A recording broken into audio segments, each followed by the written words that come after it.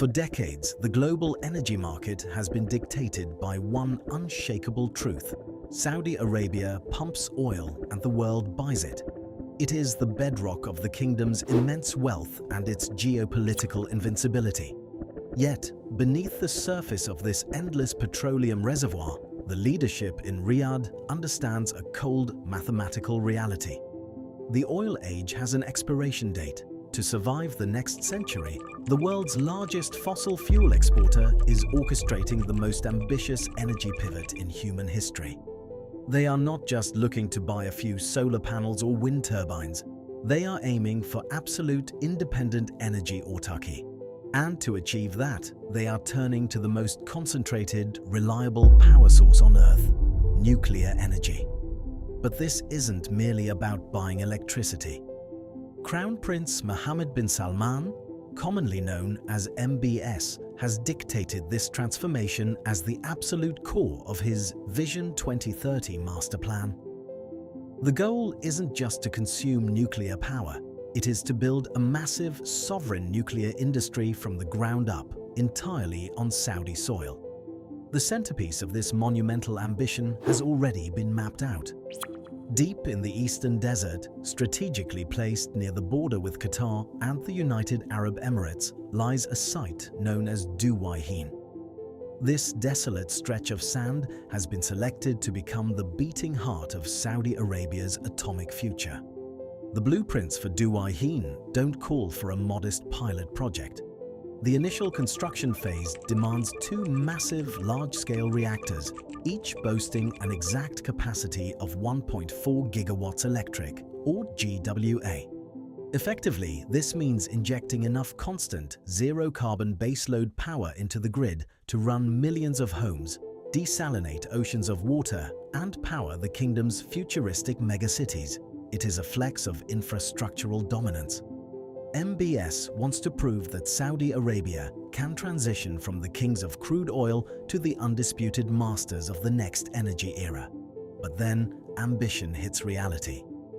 Building a 2.8 gigawatt nuclear fortress requires technology, expertise, and above all, uranium enrichment capabilities. And in the tightly controlled world of atomic energy, you cannot simply buy your way to the top. You need the permission of the superpower that guards the gates. To understand the roadblocks Saudi Arabia faces, you have to understand the fundamental paranoia of global nuclear politics. When a country builds a nuclear power plant, the technology used to enrich uranium for civilian electricity is functionally identical to the technology used to build a nuclear bomb. The only difference is the level of enrichment. Because of this terrifying overlap, the United States does not simply hand over nuclear blueprints to anyone who asks. Any nation wishing to purchase American nuclear technology must first navigate a grueling legal labyrinth. The absolute prerequisite is signing a bilateral treaty known as a Section 123 agreement, named after the specific clause in the US Atomic Energy Act.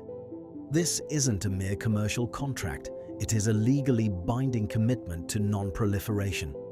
But for decades, Washington has demanded something even stricter from its Middle Eastern partners. They require what policymakers call the gold standard.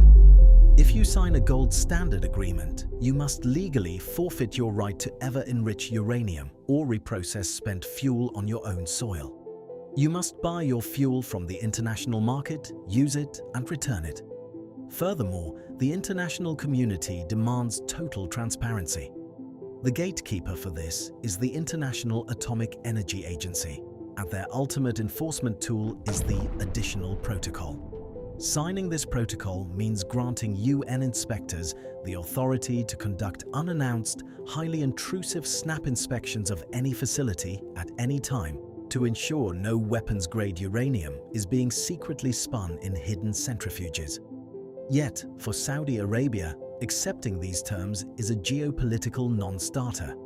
Riyadh has vehemently refused to sign the additional protocol, viewing it as an unacceptable breach of national sovereignty. More importantly, MBS absolutely refuses to accept the gold standard. The Saudi logic is simple. If they possess massive, unmined uranium reserves in their own deserts, why should they be legally banned from mining and enriching it themselves? Effectively, this created a massive, insurmountable bottleneck. The United States, Saudi Arabia's oldest security guarantor, flatly refused to build the reactors at Duahin unless Riyadh surrendered its enrichment rights. The Saudi nuclear dream had hit a solid brick wall in Washington.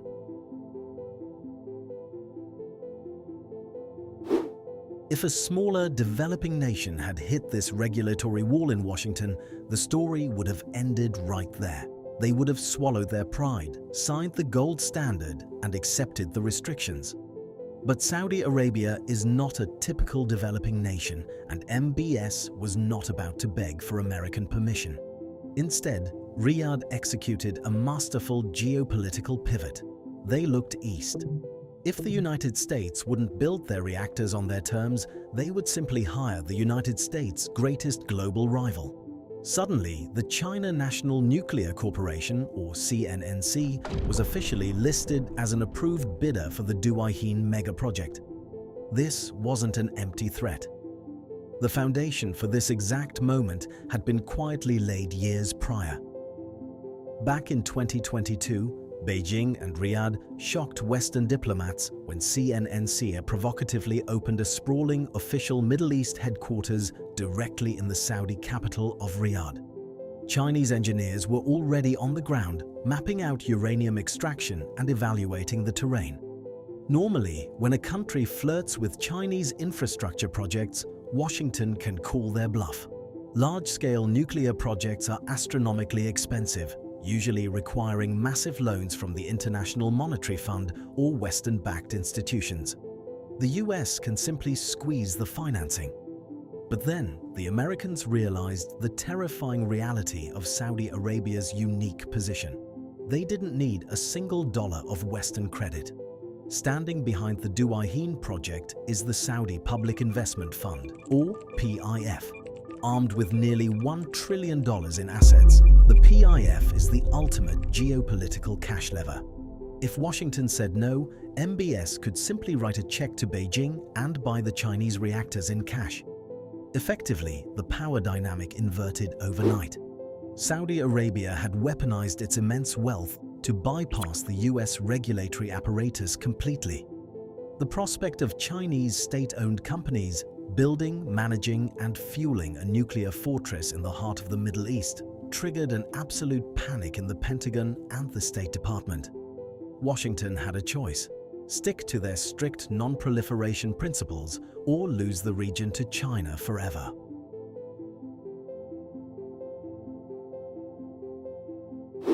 Cornered by the very real threat of a Chinese takeover, the United States administration found itself staring into a geopolitical abyss.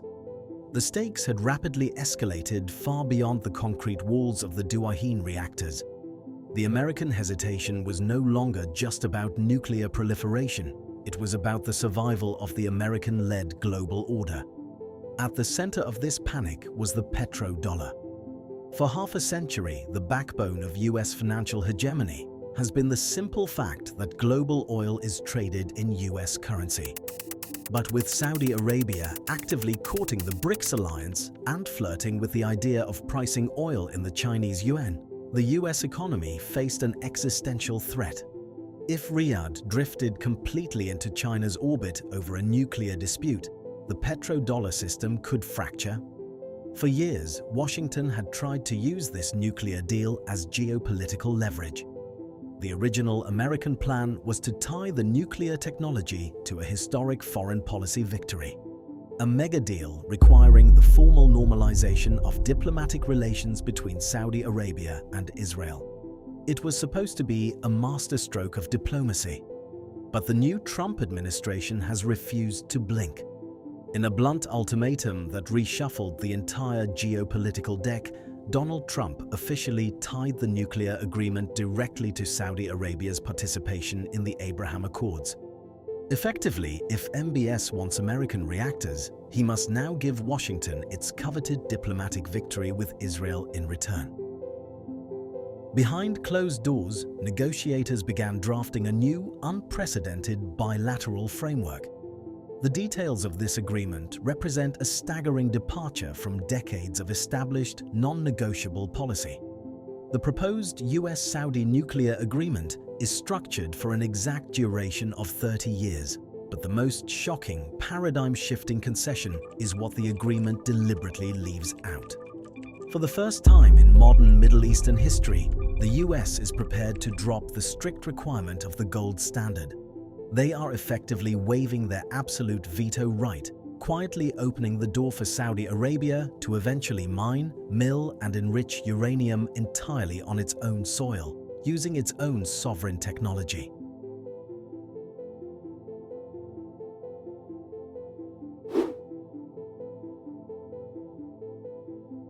To truly grasp the magnitude of what Riyadh achieved, you only need to look across the border. Back in 2009, the United Arab Emirates signed a nuclear cooperation agreement with the United States to build their own reactors. But because the UAE lacked the immense geopolitical leverage of the Saudi kingdom, Washington forced them to accept the gold standard in its entirety. The Emiratis surrendered their right to enrichment without a fight. 17 years later, Saudi Arabia faced the exact same superpower, played a completely different game of chess, and won. But this victory isn't officially sealed just yet.